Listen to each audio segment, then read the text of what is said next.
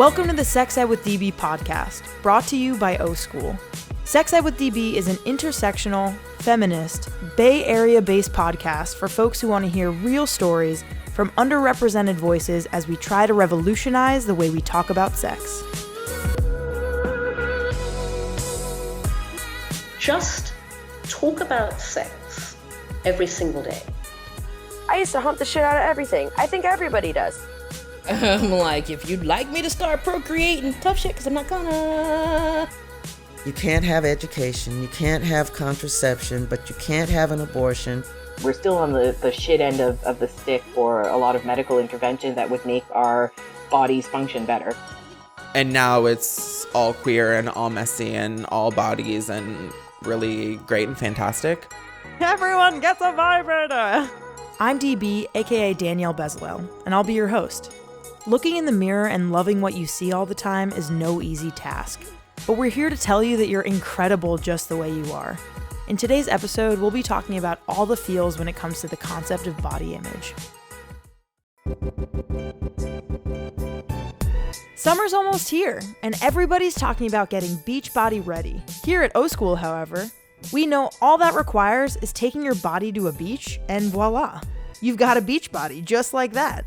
If you relate, and if body image, beauty standards, body positivity, and self-love are all things you could use more of in your life, visit www.o.school for our expert-led live streams about body politics.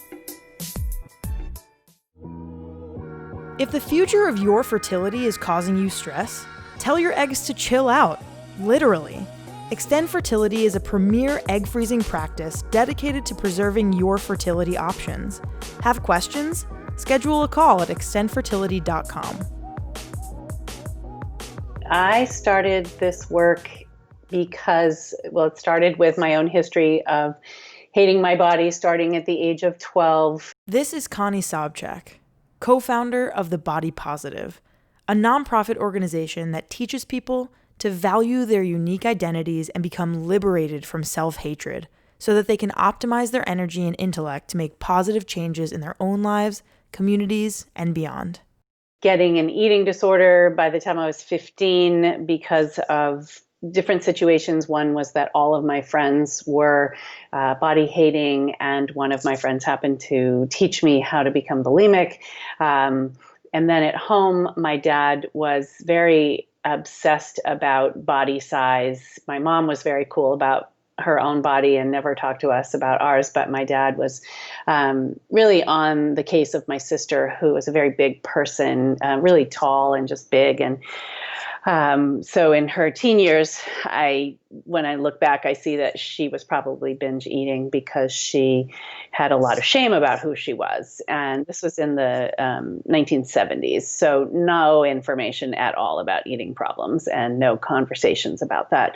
And so Stephanie also my sister became bulimic, and we really bonded over our body hatred.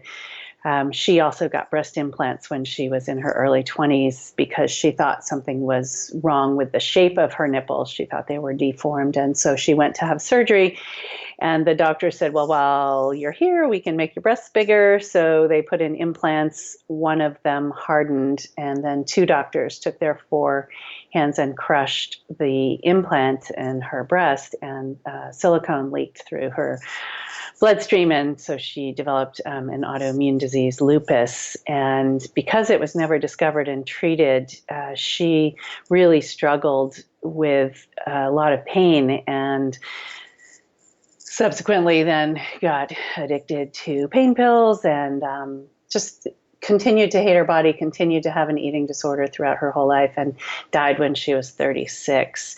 So I was 21 when I got over my eating disorder. I busted through on my own. There wasn't even a word for bulimia at the time.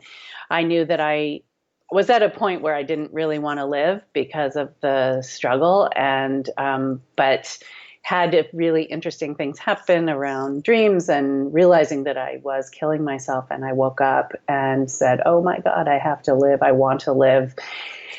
and just grabbed onto that life force, that little tiny spark of life force, and pulled myself out, mostly by changing my community, changing my partner, really being around people who loved me and weren't talking about their own bodies. We were just living. And it was the first time in my life that I was around people that weren't obsessed with the size of their thighs or whatever. And so that really helped me a lot. And so fast forward 10 years from there, I was 31 and I had given birth to my daughter, Carmen.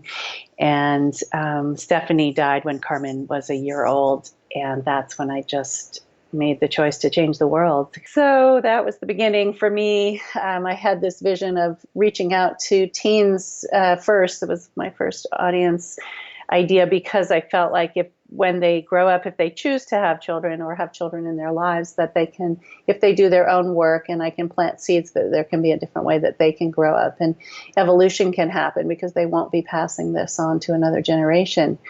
And then I met Elizabeth Scott, who's this really phenomenal social worker, and she and I joined forces to start the peer leadership program. And so that combined with videos that we were making to get into schools all over the world, actually. That was the beginnings of the Body Positive. In 1996, it all kind of came together. Wow. Thank you so much for sharing all that. Wow. I needed you as a kid. Yeah, exactly. You needed you too. But it's just I'm just so excited that the world has you and has your programs and has the ability to participate in this body positive movement, I think, that you're creating and you have been creating for a long time. And I just want to, say the obvious, which is there are so many people who struggle with their bodies as kids. And I really, really hope that through things like interviews like this and conversations and programs and normalizing people having, like you said, unique and different bodies, we could really change the way that people see themselves. We can. And when we do that, we can change the world. And I just did an interview on Monday and had this incredible conversation. And I was asked, why is this important? And why is it important for young people? In this case, it was young women. Our work is for all genders. But why is it important to inhabit our bodies and to make peace with them? And what I know and what I've seen in all the people that have been through our program and worked with us and stayed in touch, and especially the young people, that they are doing the work to make change. I mean, this is what we need because we need everybody focused fully their attention on what has to happen. And it doesn't mean everybody has to go out and, pick up the sword and go out and fight. Right. It's that how we live our lives and just in day-to-day interactions with others. And this peace, it's peace. And we are spreading peace if we have peace with our bodies. Yes, absolutely. And I want to kind of back up a little bit to talk about, you as a kid, and I think me as a kid. I think we receive probably different messages in the media and in movies and in books and in magazines and on TV. And what do you think? And regardless of if those are different, I think that they gave the same message, which was your body sucks. Right. It just was different people that were our role models. Right? Exactly. And I didn't have quite as much media, probably. I had television and magazines. So, right. It's just different commercials, Yeah. It's just it's just 20 years apart. But I think I'm just wondering, what do you think are the most damaging forces in our American society when it comes to harming individuals and specifically kids' image of their own body? Good question. So here's one of the things that I think is really important to think about. We have media that is incredibly damaging. So bombarding children with imagery, sexualization, obviously, of girls and boys now. I mean, I think of the movies for young people and how it's really changed. And so now the boys are always having their shirts off and they have to have perfect muscles. And So there's this sexualization of the boys as well, and objectification of their bodies. So that constant, I mean, and so much media that they're exposed to. So that is really damaging. I mean, but the thing that I think of a lot is that everybody wants to just blame the media. But what I see with the kids that I work with is the most damaging messages come from the people that they know. And so Kids can be bullies. kids and grown-ups are mean and say awful things, and parents say terrible things to their children. I think of what my dad said to my sister, are you sure you want to eat that, Stephanie? Do you know how many calories are in that, Stephanie? Right. And I mean, I've worked with enough children who tell me the messages that they get from their parents, and some get really beautiful messages, but some also get mixed messages. Oh, you're beautiful and you're wonderful, but don't eat that. You don't want to get fat. Exactly. And so these are the ones that are actually the most harmful. I think that for middle school and elementary school children, all of the media stuff, if it's not deconstructed, is really harmful because they don't understand what's being done to them. By the time someone is in high school, it's still damaging, but they also have the intellectual capacity to say, I do know that someone is making money off doing this. So they understand advertising a little bit more, but the young ones don't get what advertising is. And so they just take it as it is, and they're just soaking everything in, just straight in. So I think it's really important to do media literacy with children and deconstruct in a fun way, not so like, this is terrible, don't ever, look at that. My mom wouldn't let us have Barbies. So I still got an eating disorder. She wasn't doing it for that reason, but she didn't like it. And I think that's great. When my daughter, I didn't buy her one, but someone gave her a couple of them.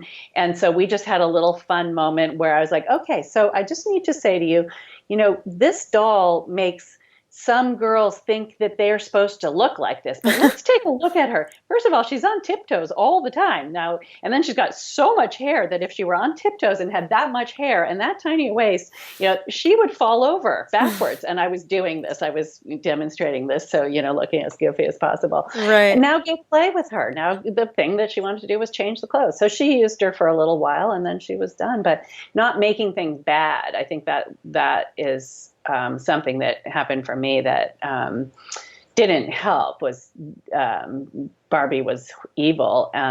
We had Johnny West, so we had the whole farm thing going on, which was great. I had a great time with Johnny West, but and the whole farm and the horses and everything. So the thing is to deconstruct media in ways like also the Disney movies, not making them evil and bad because then they're going to be more appealing. But like the Little Mermaid has an eating disorder. She is anorexic and she's giving up her voice for the man. That's not okay. Okay, but now let's watch the movie together and, sing the songs. And so right, things, like a disclaimer. Yeah, and so Carmen didn't absorb those things and think that she had to be like that. But my daughter is Carmen, and she got to partake in media. There were limits, of course, but I was there with her, and we were talking the whole way through whether she wanted to or not. I mean, after a while, she was like, "I know, Mom," But I'd say, "Well, I'm still going to say it, and now let's watch the movie." Right. And so media is rough, and yet the friend messages, I know one of the most damaging messages for me, even though I thought I was supposed to look like Farrah Fawcett and all the Charlie's Angels, the original one, was my best friend's dad telling me when I was 17 years old, "Connie, your ass is getting really fat. What's wrong with you?" And oh my God. My disorder really kicked in. That summer was when I really, went headlong into bulimia. So that was more damaging than the media that I was looking at. Absolutely. And I just think back to, when I was a kid, and I feel like every kid probably, if they don't have parents and family members who really are constantly affirming them, I feel like it's really easy for most kids, if not all, to have some sort of hard relationship with their body at some point in their childhood. And for me, I remember these moments of, I was always an athlete growing up, and I was always, would go to the doctor, and I was always like 15 pounds, like above, the chart where it was like, oh, here's normal, and then you're like 15 pounds overweight, and that was just like constantly where I existed. And I just felt so shitty about my own body all the time. I remember very specific moments where I would continue to try to exercise in my room and like really try to do, ab workouts. And, I wouldn't classify me as having an eating disorder per se, but I definitely think that I could have had a much better relationship with my body. Well, and you thought something was wrong with you, and that's the problem. I mean, no child should think something is wrong with their body. I mean, that's what I want to change the world, so that no child ever thinks something is wrong with them. Right. And the thing is, I mean, I just feel so sad. I like want to go and run in that room to the doctor's office where you were as a child and say, look, you're staying at the same place in the chart. That's what you're supposed to do. And who are your ancestors? Let's take a look at who you come from. And, let's talk about the people that made this body that you have and what a powerful, wonderful, amazing thing it is. And, get in the face of the doctor and say, shut up, because I know. Thank you, Connie. You're welcome. Thank you, Connie. I know. Let's go back. We'll go back and do the healing now. It's kind of like, okay, why do I have this certain relationship I do have to my body? And this is for everybody who's listening to this episode right now. Really, I encourage everyone, especially, given that everyone has such a different relationship with your body. If there's ever been a time where you've felt, a disconnect between who you are and what you look like, really think back. I feel like that's really, unless obviously there are people who may not want to because it's too traumatic. Like, do you experience that actually, Connie, in your classes that you facilitate with the body positive? Absolutely. Yeah, there are people who have severe body trauma.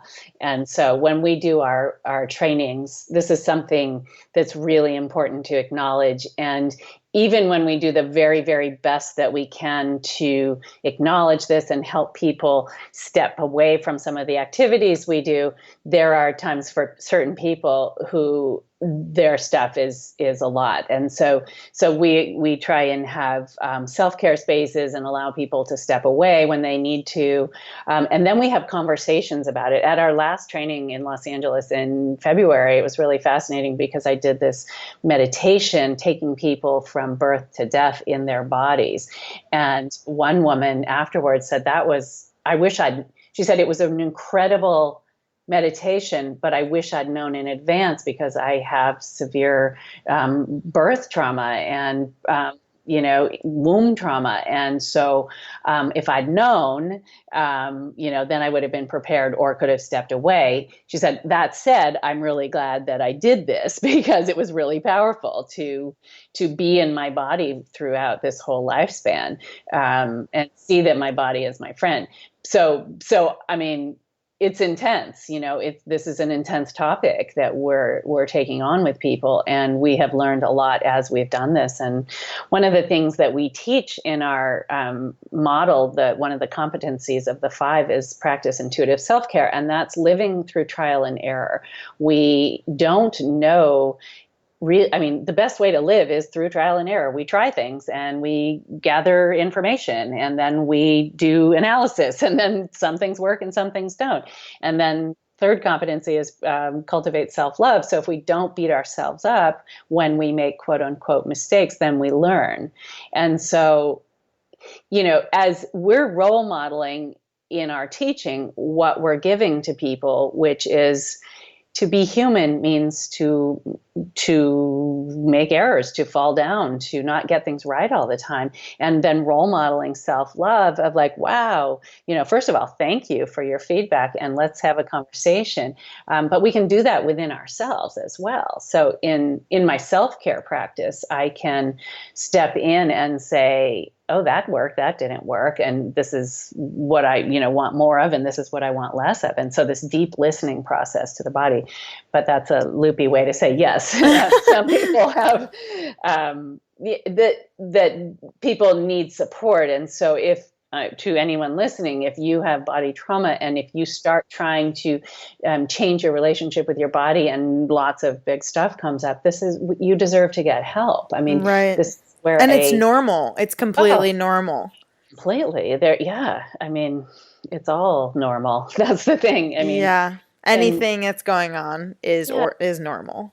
Yeah, we started at the place of having a human body. I mean, I think of I watch the squirrels a lot. They talk about this a lot, the squirrels, and they just do their thing. I mean, in my backyard, and I watch them, and I'm just fascinated by them. And they're like little squirrel highways, and they're all doing their thing. And spring comes, and and they're all fornicating. And winter comes, and they just get very, very still. They get very big. Fall, they're scrambling for their food. To puff up and get warm for the winter.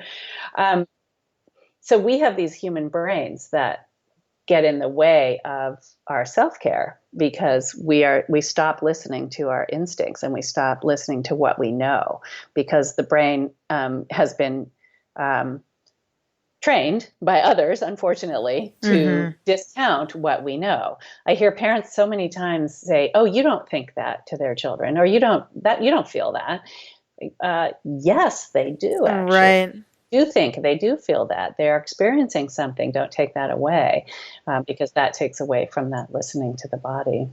I would love to hear a little bit about, or a little bit more, kind of like advice kind of stuff to people who maybe there are listeners who have not struggled, but I'll speak for myself. As I've struggled with my body growing up, I would just love to hear some more advice for folks to start on their journey or continue their journey to start loving the body that they're in. Yes.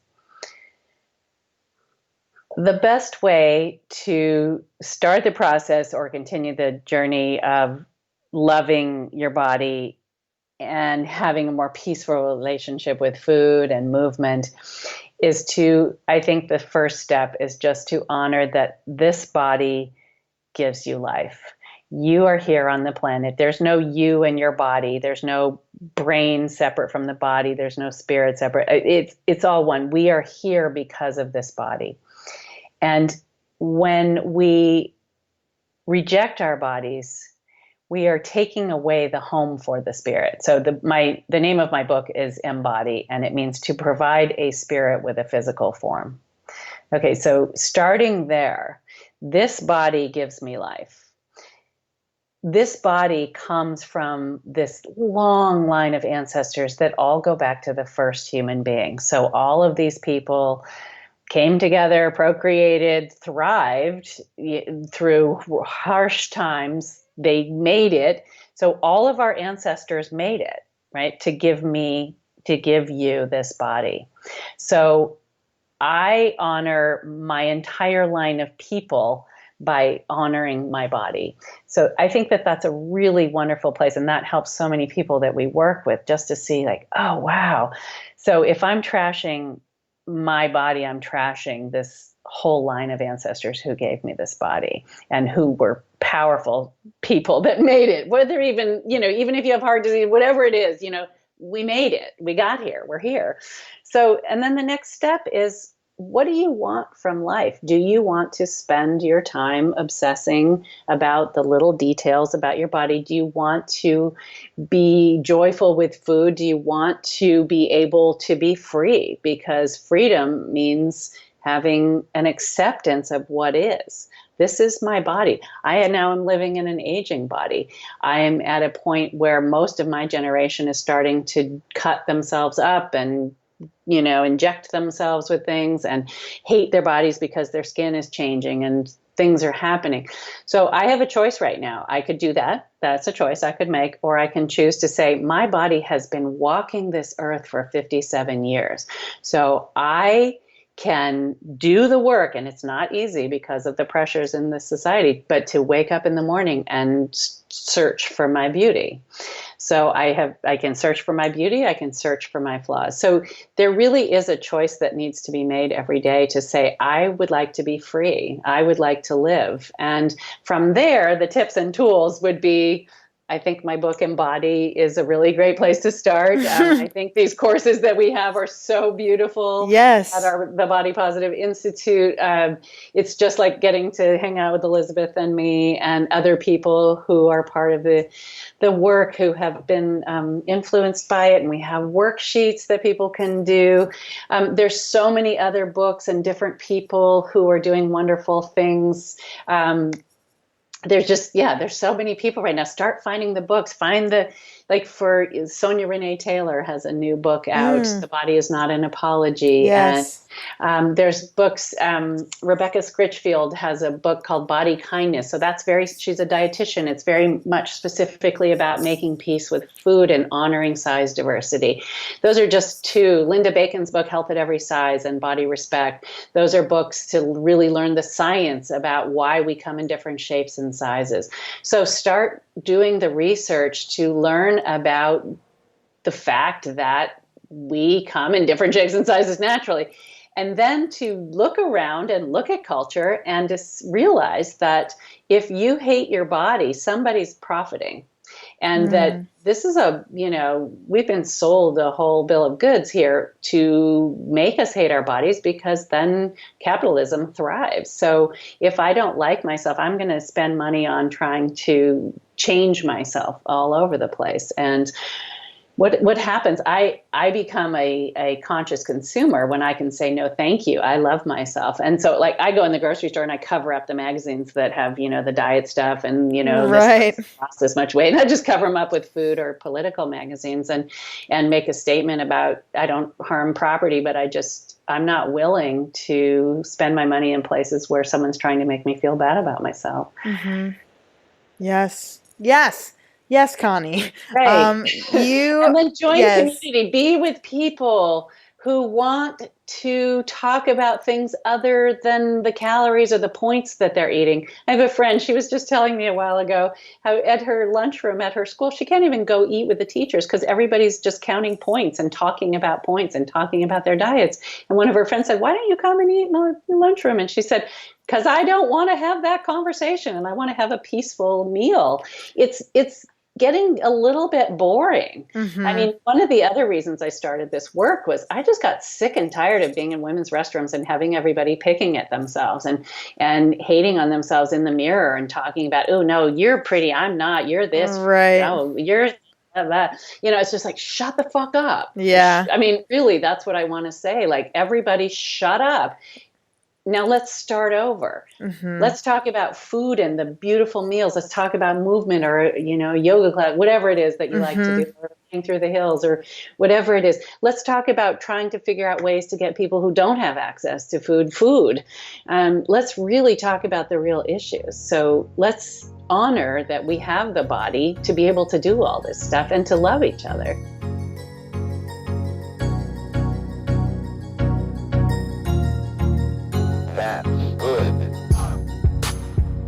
San Francisco Pole and Dance is not just a pole dance studio. It's a feminist utopia and a space to celebrate feminist empowerment. Located at 8th and Folsom in San Francisco's Soma District, San Francisco Pole and Dance offers over 45 classes a week in pole dancing, aerial silks, aerial lyra, gymnastics, handstands, and flexibility training. Here, you'll get the best in pole dance training along with the support of a community filled with bad bitches. Go to www.sfpoleanddance.com to sign up for a class. Use promo code SEXEDWITHDB to get 20% off your first purchase. I am not a Bay Area native. I was born and raised in Columbia, South Carolina. This is Q Wilson. Q is a self-identified queer, gender-independent, polyamorous kink and leather boy. You can catch Q on O School for live streams on dating, hooking up, and anything under the sex ed sun. Oldest of 4 kids, I grew up with abstinence-only sex education, which never... The best kind. The best kind. It totally stopped people from getting pregnant all the time. No STIs, no pregnancy. Abstinence only is the way. The way to go. I'm lying and making all kinds of faces. So I came out in that sort of culture of being Southern. I was raised with manners and these sorts of things, and they kind of all... That part carries with me like all of our childhood does when we move forward and grow. I came out when I was 18 and just kind of blazed a trail of just like, whatever. I knew immediately when I came out that I wanted to be an advocate, that I was never going to be the quiet kid. Like, it was never an issue for me. So the reason I wanted to do that was because I knew that there were other people in the world who would never be able to fully stand in that and say that I am gay and and especially living in South Carolina where you could still lose children, home, all kinds of things. So I felt like it was important for me as a person of color and recognizing that I was gay, that I actually went out and did things with that I actually went out and lent my voice to the conversation, help people understand when I could, and learning to accept that some people only want to fight with you is a thing. And then you got to go, no, I'm not going to fight with you. And if you could, like, I know this is impossible because we're like dynamic, really different people, but if you could talk about specifically like your identities, like how would you describe yourself in terms of your identities? Well, thank you for asking. I am a multitude of things. Queer, poly, non-monogamous. I think there is a difference between the two. Non-monogamous to me is more just physical. Polyamorous actually means having my heart involved. So I'm actively, ethically poly and non-monogamous. I identify as a leather boy. I am a service-oriented human. I enjoy providing service for people, whether they recognize it's what I'm doing or not. It makes me happy to make people's lives easier. Wow, what else? What else would I say? I'm a sex worker. That's one of the things that's kind of important to point out. And I'm not the typical person that I think people think of when they talk about sex work. I'm not pale. I'm not thin. I'm not femme. So, and I don't work with any sort of mainstream companies. And that's been a big part of that for me is, I used to work for a porn company that did online distribution. So I got to see a bunch of porn, and none of it looked like me. So that's what got me started in doing the sex work. Amazing. Great. So as you know, this episode is all about body image. What would you say, if you had one, would be your body positivity breakthrough moment? I don't know if it was necessarily one, but my becoming involved with the kink and leather community. The body acceptance is such an amazing thing. Yes, within the kink and leather community, you want the classic sort of bodies, both male and female. I know that for a lot of cis-het dominant males, they want the tiny waifish, very thin, very mousy looking, easily tied up and looks very pretty sort of thing. That happens, yes, but there's also regular sized people in the community. Right. Having people, so when you're spending time in a dungeon or play parties and stuff, when you start to look around and everybody's in underwear or naked and no one seems to care. Right. It's like, oh. And then not only that, to have people reaffirm that you are a stunning specimen of the human genome in all of your glory, it's kind of like, I think probably the biggest push towards being more comfortable in my own body, my own skin, was probably working with Crash Pad for the first time. I wanted people who were looking for queer people who were looking for something that was actually erotic, non-fetishizing, that showed people of color and size in an actual erotic fashion and not just something really wonky. So the opportunity presented itself and I was like, okay, this is cool. I am going to have sex on camera with one of my hot lovers, and they look much better than me, and it's like, do it. And so that was probably my biggest moment, and to have that that's why I started doing it. It's why I continue to do porn, and then to have, so what I wanted happened. I was at an event, two people come running up to me like, oh my God, you're cute. And I'm like, oh my God, you're famous. I didn't do it. I don't know what happened. What happened? The flailing, yes, this is exactly what happens. I'm like, yes. We went to a queer house party in Brooklyn. It was a basement party and there was porn on the wall and it was you. Oh my God. So this was two POC young people in the leather community who were not the standard model size. And to know that the thing that I did actually worked. Yeah. Even if it's just only the two of them that ever saw it and thought about it and were like, we fit, we belong, we can be hot too. It's like, wow, that's amazing. So that really helped. The leather community, this just learning to be okay with being half naked, a ring and a jock strap and boots in the middle of a dungeon. I can't imagine even. You can do it. I believe in you. So, I mean, it happens. And it was so much fun to learn to because part of that for me was I had to learn to follow the instructions that were given to me. So what I didn't have time to do was worry about what everyone else was thinking. I needed to follow the instructions being given to me, and that was the important part. So I learned to just follow what I was being told, and do those sorts of things. And then it becomes such a norm. It normalizes nudity and normalizes different body sizes and things like that. So it was probably one of the best things. And then I started stripping. I don't do boylesque, I strip. International Miss Leather, which is coming up in a couple of weeks, they have a thing on Thursday night, not Sunday. Sunday, it's like wind down. Thursday night is a thing they call Seduction. It's a show that's amazing. People volunteer to perform in the show, and it's just kind of raucousy. It's a really lovely way to sort of bring everybody out of, because this is like it is probably the largest leather event for a woman in the world now. Wow.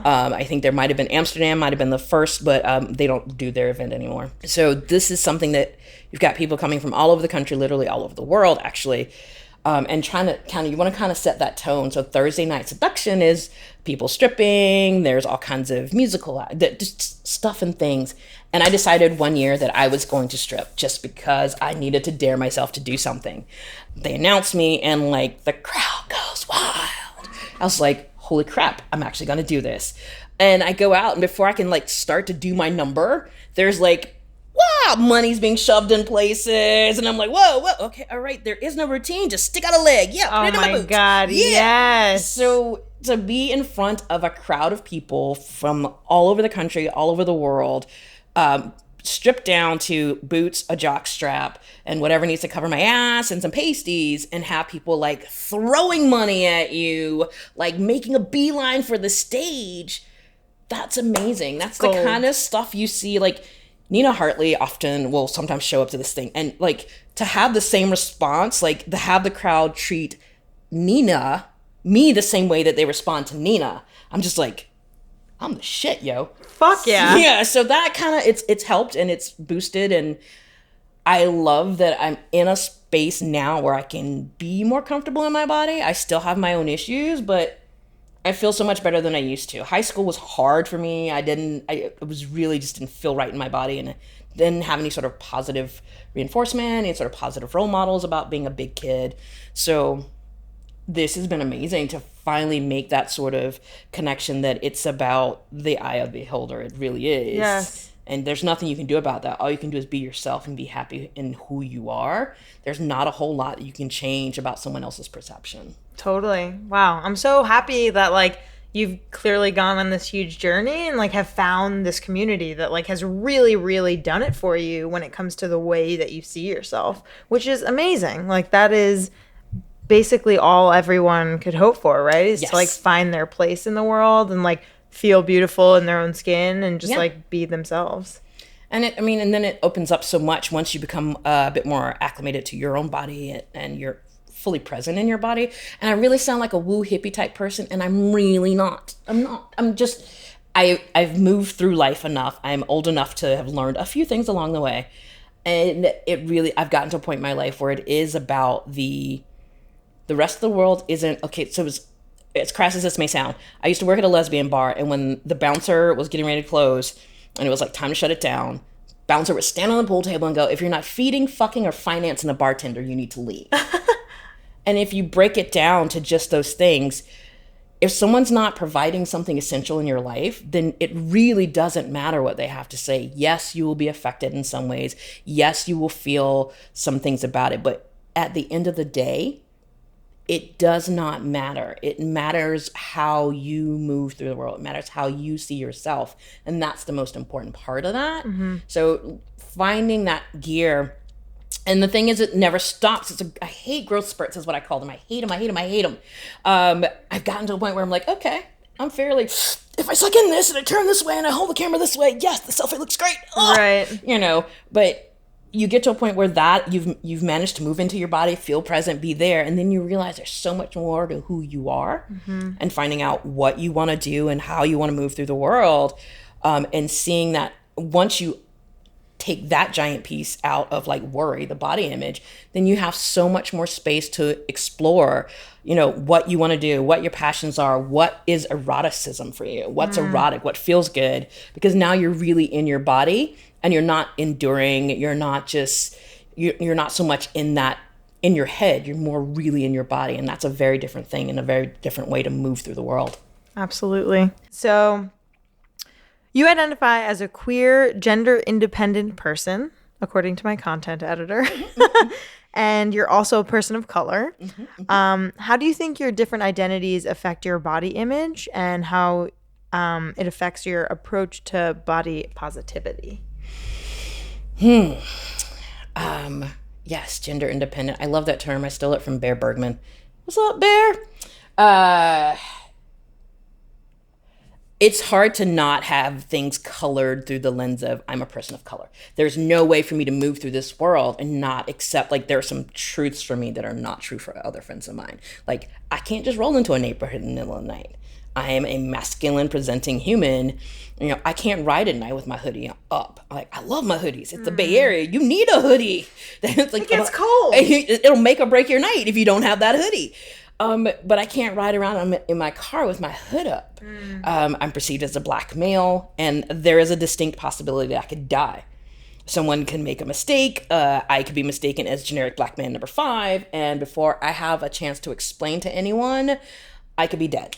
So my life, I've learned to, while I'm very gregarious and flirty and fun, all of that looks through things as like, how do you do that as a kid of color and not hurt yourself, not run the risk of all the other things? And when I look at that in the broader spectrum of like what was seen, what I saw or what was projected as sexuality of a black female when I was younger, it was always highly sexualized, and very just like all the bad things. It was nothing.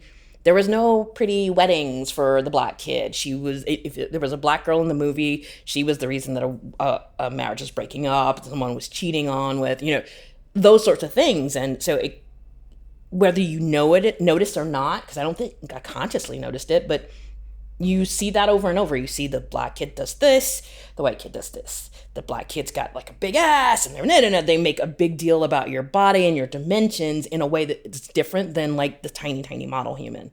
So you start to recognize that you're supposed to be over here and be like this, that you're not necessarily marriage material. You're only going to be like a homewrecker. That you're not sexy unless you're super feminine and hypersexualized. And none of that fit me. I've been a tomboy forever. Like, I remember I was like 11 or 12. My uncle gave me my first baseball cap. I wore that thing like any other boy does. When you get your baseball cap, you wear it to bed, you wear it to the bathtub, you wear it all the time. Right. My mother hated it. Which, you know, she's a mom. She's got 4 girls. Right. Be a girl. Right. No. Cross your legs. Wear the dress. She'd put me in tights and a dress and send me off to school. I'd come back and the tights would just tore up. She's like, how do you do that? What are you doing? Playing. You know, so I grew up not thinking that I was pretty enough, number one. Messages from, like, my sister and I are a year and a half. I have one of my sisters and I are a year and a half apart. And everyone always said she was prettier, funnier, and all the things. I was a book nerd. I wore glasses, and I just sat in my little thing and just I never thought I had measured up to anything. I was too dark-skinned to date for the most part, unless it was like Black History Month. I was not black enough to date because I wasn't ethnocentric enough. So all of that is like, how do I find a spot for me that feels good where I'm not bowing to the will of other people. I'm not buying into all the other things that society says. I mean, I can think about that clearly now. At the time, I was just like, why do I not fit in? Why am I getting my ass handed to me every day? Why am I getting beat up all the time? And so that also actually gave me kind of a bubble. I didn't feel the need to follow everyone else as a child. I didn't feel the need to follow them in high school and do things. I was always a little bit, not a loner, but I didn't really care to be in the middle of all the things because I didn't want to be that kind of popular. I knew that I wasn't very comfortable with boys, but I didn't know why at the time. So I didn't want to be seen with some folks because I didn't want that connection to be like, oh, well, if you were this person, then obviously you're going to put out. And I'm like, ooh, no. All right, so we're kind of running out of time. So I want to say one really pressure-filled thing, which is you have 1 million people in front of you and you have one opportunity to leave them with something regarding the topic of body image. So what would you say, your last maybe like tip or the pièce de résistance, what would you say to 1 million people who are listening and watching? I remember watching... at the time, it was Russell Simmons' Deaf Poetry Slam. I'm going somewhere with this. Okay. I can't remember the name of the poem, but there is a kid who recited a piece, and one of the chorus was basically his grandmother saying, "You got food in your belly, you got clothes on your back, you got a roof over your head. Somebody's got it rougher than you. No matter how bad you think your body is, someone out there thinks that their body is 10 times worse, and it's not, and neither is yours. It's other people's perception, and it's time to take a moment to step back and not look at yourself in the mirror with criticism, but look at your body and start to see the things that you love about it. Look at it, not worry about the stretch marks, because Lord knows we got them. Look at the things that your body can do, even if you're differently abled. So much of what we are and how we move through the world, our bodies carry us that way. We go to work with people we don't like and don't respect us, but we can do it every day because we can get up and wander and do the things. Think about the good things that you do for yourself. And if you can't think of good things that you do for yourself, I challenge you to start doing things for yourself. You deserve happiness and joy and abundance in your life. You deserve to feel happy, whole, and secure. And don't let anybody take that from you. And whatever way you need to get through your day, that's good. You make it through the day. Some people don't. So every day that you make it through the day is a fantastic one. So it's going to be rough, but stick it out. It's worth it. You're worth it.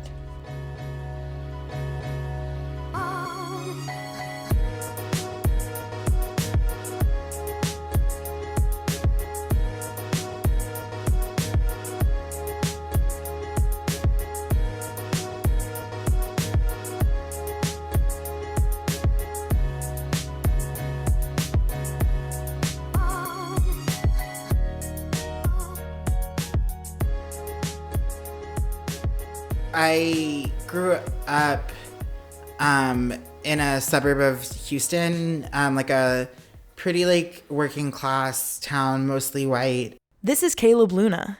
Caleb is a writer, activist, teacher, performer, fat babe, and Ph.D. student at UC Berkeley, where their work broadly explores the intersections of fatness, desire, white supremacy, and colonialism from a queer of color lens. In retrospect, I was deeply depressed for most of my teenage years. I was I'm a fat, brown, queer, femme, and it wasn't easy being me in small town Texas. Mm-hmm. And so in retrospect, I'm I can see how that was developing, but that also made it hard for me to kind of focus on education and school. So I didn't get accepted to university my first time out of high school.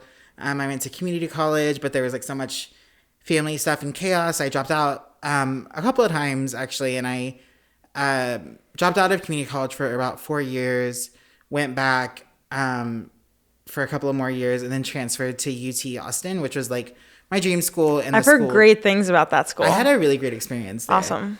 And they were the school that rejected me out of high school, so that was a nice full triumph. Yeah. When I was living in Austin, I through the queer community, I met these other fat folks. We developed an artist collective centered around writing this play called Fat the Play. And so there was 6 initially, and we were all fat, queer, femme identified. We wrote this play. It was really stressful because when I went into the situation, I was I'm a writer, I'm not a performer. I've never done this kind of stuff. I don't want to be in this play, but I'm happy to write for it. Right. And then whenever I actually saw the play, I was there's no way I can't do this. So I just I gotta be in it.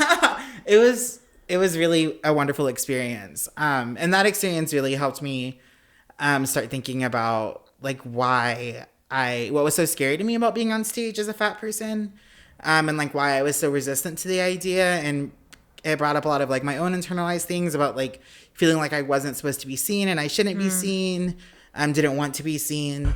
And that is kind of how I got into this aspect of it. I had been, I've been fat all my life. And so when I kind of like stumbled onto fat activism on the internet, that was like super influential for me. And so that's where my fat politic developed.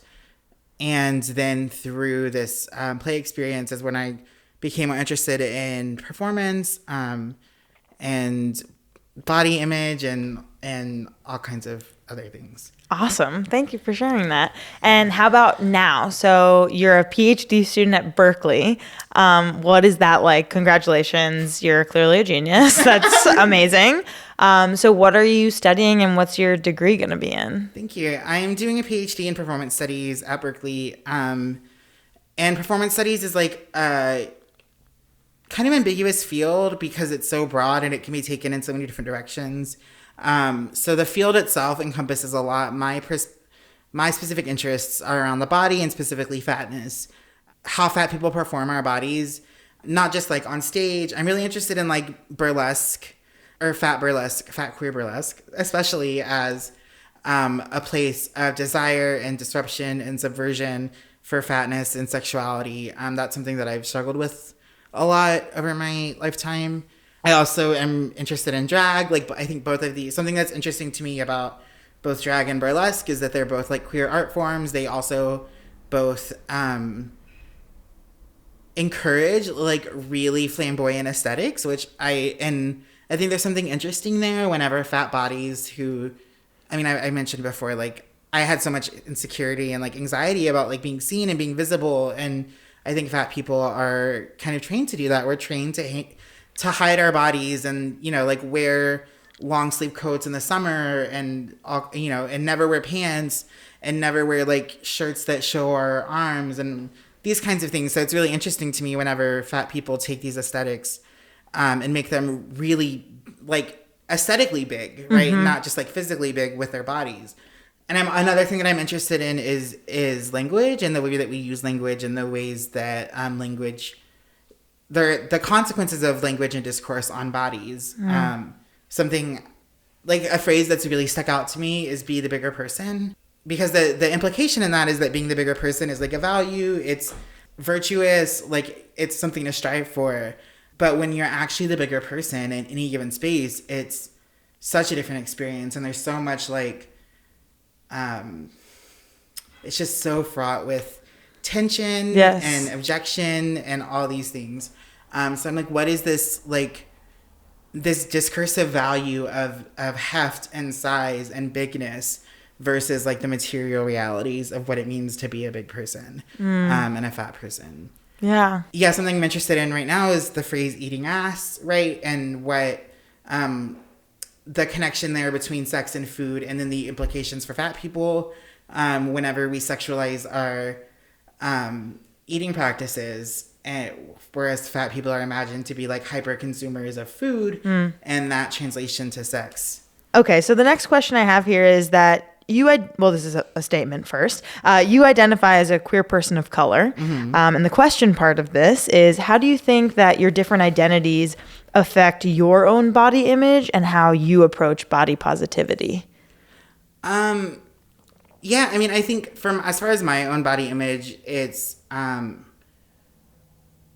a fat person, as a femme, as a person of color, these are things that are not really typically like valued in queer spaces even. And that has definitely like negatively impacted my body image when I contrast it with the kind of experiences and attention that I see the people around me getting, like specifically like the thin folks and the white folks and the thin white folks. Mm-hmm.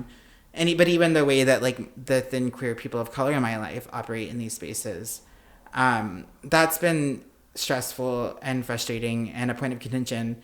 But I think it also gives me a really interesting perspective that I think is really, that people respond to, because I exist at, not an uncommon subject position by any means, but one that is not, there's not a lot of vocal, it's a position that there isn't a lot of voice given to, a lot of seriousness. And so it helps being in these, to be situated in these multiple categories that I think help me see the intersections of all of these others. Absolutely. Yeah. And speaking of race, so I'm wondering, how does race impact which bodies are considered desirable, and how does being a person of color influence folks' body image, would you say? Well, I think we obviously live in a white supremacist world, right? Correct. Let's just put it out there. And like my framework is,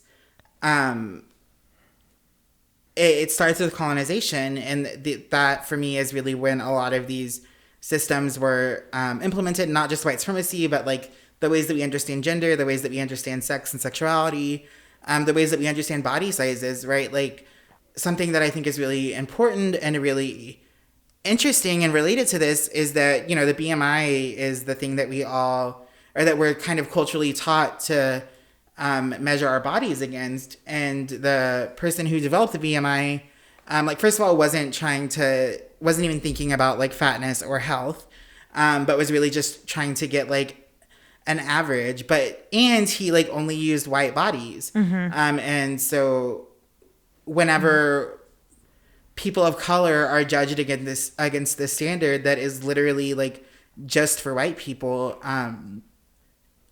it's setting us up for failure. It's setting us up for something that we like literally wasn't built for us. We were never meant to live up to, and we're never even considered. And right. And as far as like how it impacts people of color, I think it really depends on their individual experiences. I know like lots of people of color who grew up in really affirming communities of color who might deal with like structural and interpersonal racism, but who don't have those sorts of feelings of whatever, like low self-esteem or anything that might come with it. I grew up like, again, in Texas in like a pretty rural community, mostly white. And so I always felt like outside of the desirability of whiteness. Right.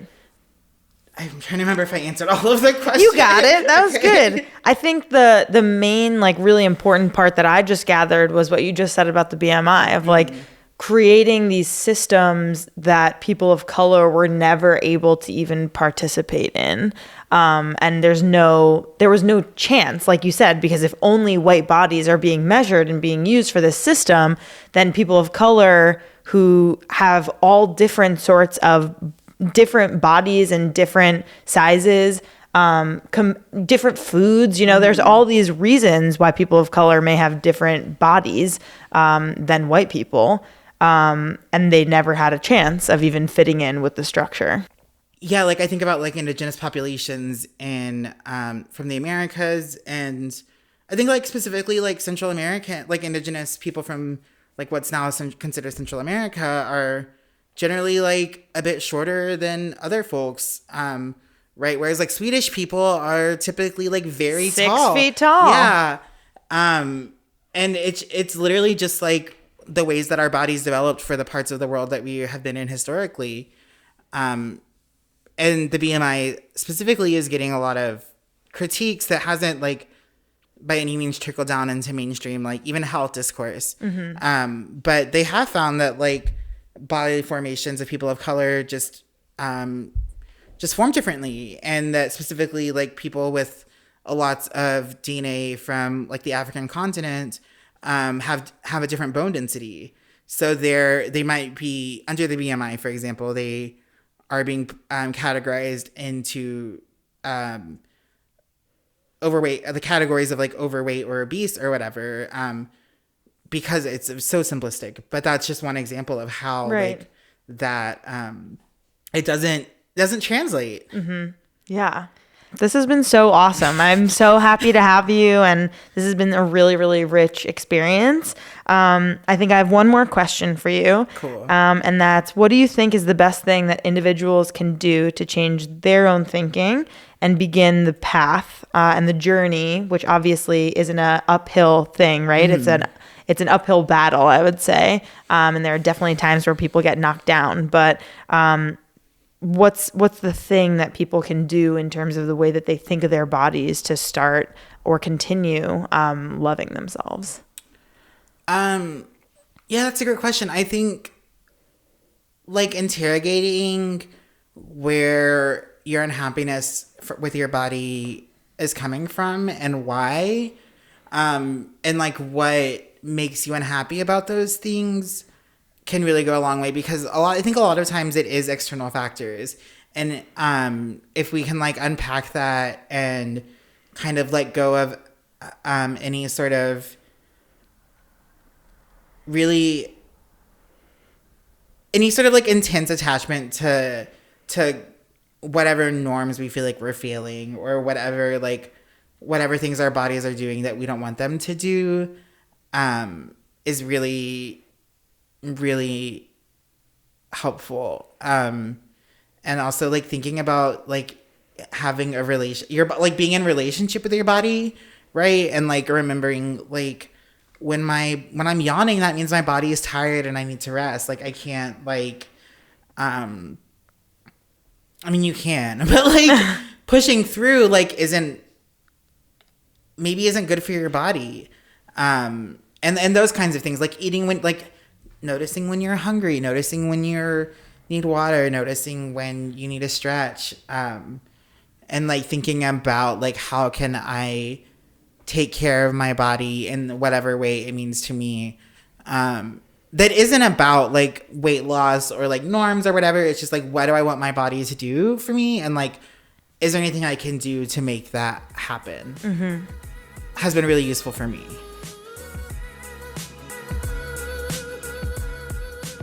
Sex Ed with DB is brought to you by O School, a place to unlearn shame, explore pleasure, and interact with a diverse community of sex-positive folks through daily live streams. Forget sex ed, our hashtag SexyEd is far more satisfying.